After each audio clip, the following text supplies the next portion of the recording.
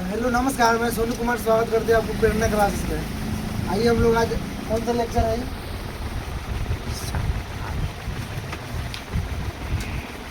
Lecture number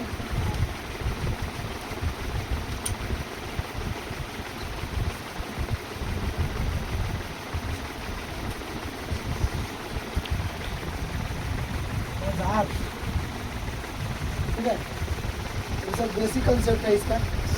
ठीक है, क्या नंबर? हाँ,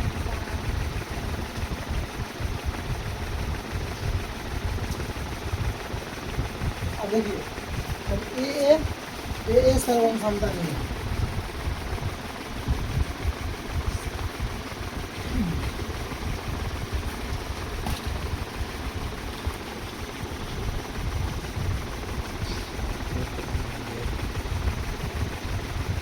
ये सब उनका नियम ए कॉन्ग्रुएंस रूल, मतलब ऐसे ही नियम नहीं होता है।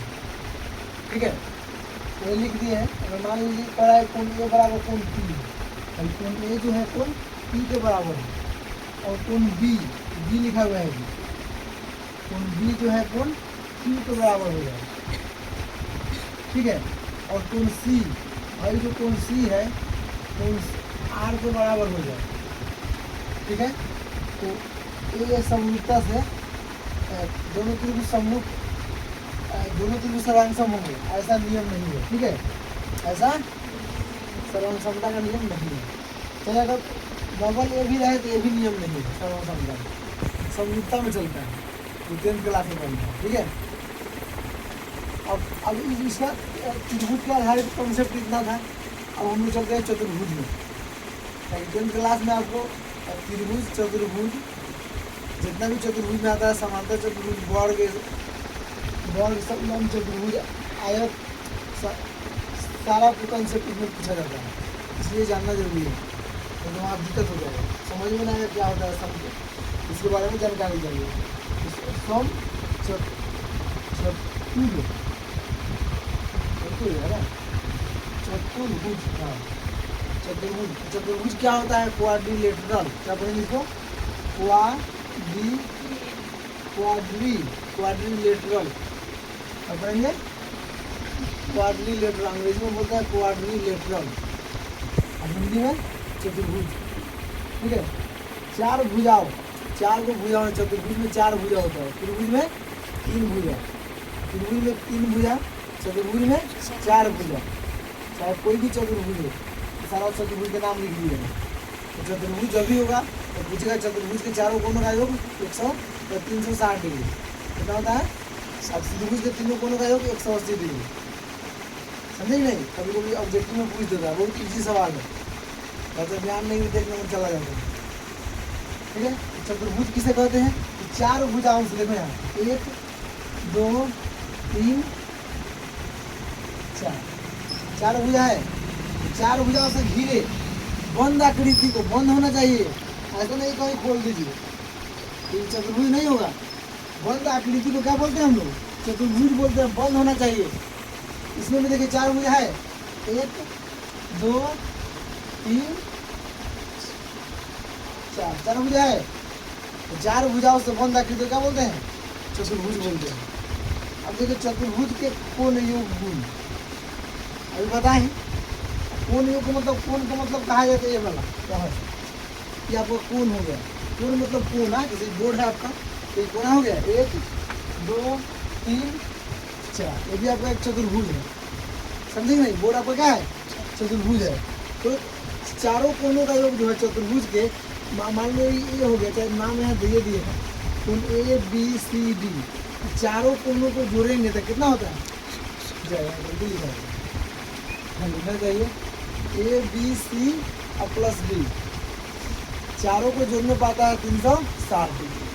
चतुर्भुज के चारों कोणों का योग 360 डिग्री। समझ में आया कि नहीं? ठीक है, याद रहेगा ना? कोई भी चतुर्भुज हो, चाहे वो समांतर चतुर्भुज काहे नहीं हो, चाहे वर्ग हो, आयत, समभुज, सारा कोणों का योग कितना होता है? 360 डिग्री पढ़ा जाएगा। ठीक है, अब चतुर्भुज के प्रकार, टाइप्स ऑफ क्वाड्रिलेटरल। ठीक है, पहला समचतुर्भुज, सॉरी समांतर चतुर्भुज क्या बोलते हैं, पैरेललोग्राम, पैरेलल, पैरेलल यहाँ से हो गया, पैरेललोग्राम भी लोग पढ़ता है, पैरेललोग्राम।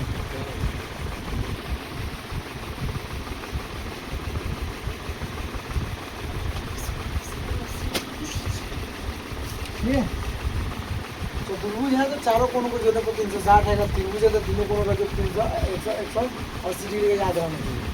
इसे बहुत नॉर्मल बात है, लगभग छठा से आपको पढ़ना है।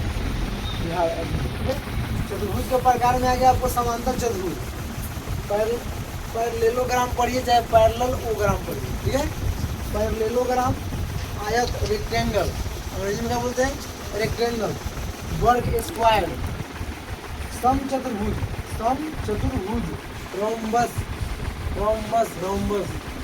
समलंब चतुर्भुज, ट्राइपीजियम, मतलब आपको 4-5 तरह का हो गया। आगे पतंग भी होता है, पतंग तो आता है और सब हमने, ठीक है। अब समांतर चतुर्भुज किसे कहते हैं, वह चतुर्भुज जिसकी आमने सामने की भुजा बराबर, आमने सामने मतलब इसके सामने के हाई और फिर इसके सामने के एकदम आमने सामने वाला ऐसे। अब भुजा बराबर मान ले, अगर यह 5 के हो तो ये भी 5 के हो, अगर ये 10 के हो तो ये भी 10 का हो, तब इसको क्या बोलेंगे, समांतर चतुर्भुज बोलेंगे। मतलब आयत की तरह ही नियम अप्लाई होता है इसमें, ठीक है। आया समझ में, समझ गए। चलिए नेक्स्ट, अब देखिए, अब इसको कैसे लिखेंगे इसको, तो समांतर ABCD एक समांतर चतुर्भुज है, जिसमें AB बराबर कितना हो जाएगा, BC हो जाएगा, और AD बराबर BC हो जाएगा। समझ में आया नहीं, चलिए। अब समांतर चतुर्भुज के गुण और इसका भी कुछ प्रॉपर्टी है, इसको ध्यान रखना है, जब भी सवाल हल करेंगे तो उसको ध्यान रखना होगा। तो समांतर चतुर्भुज के आमने सामने का कोण क्या होता है, बराबर होता है। आमने सामने का कोण कहा जाए तो ये कोण जो है कोण C के बराबर हो जाएगा, और कोण B जो है कोण D के बराबर हो जाएगा। समझ में आया कि नहीं।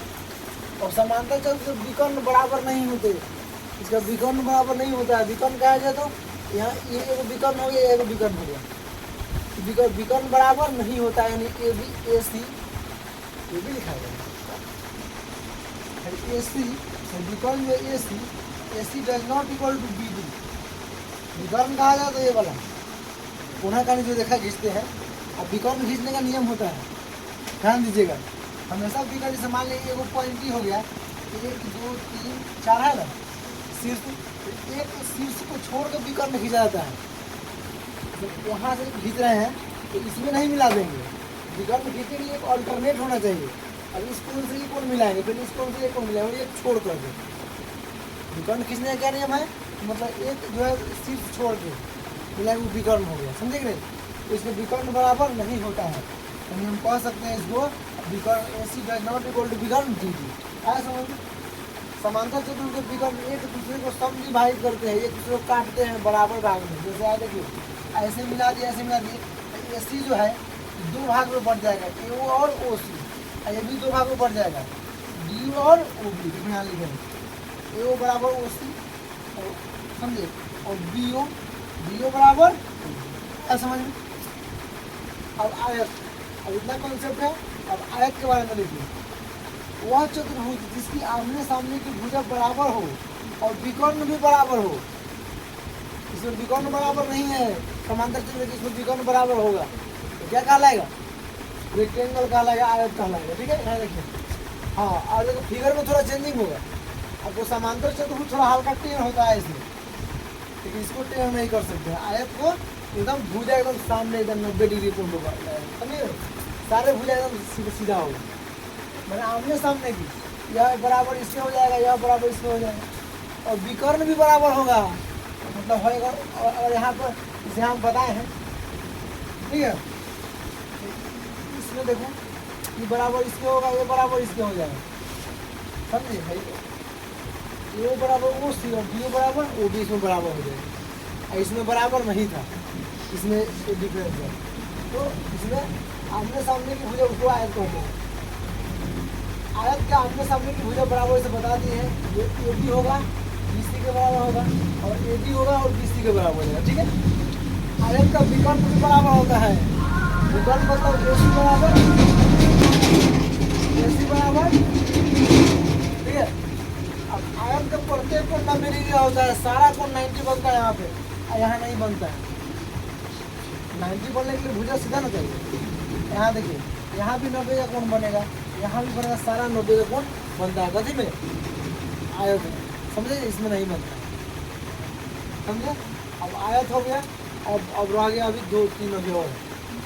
ठीक है।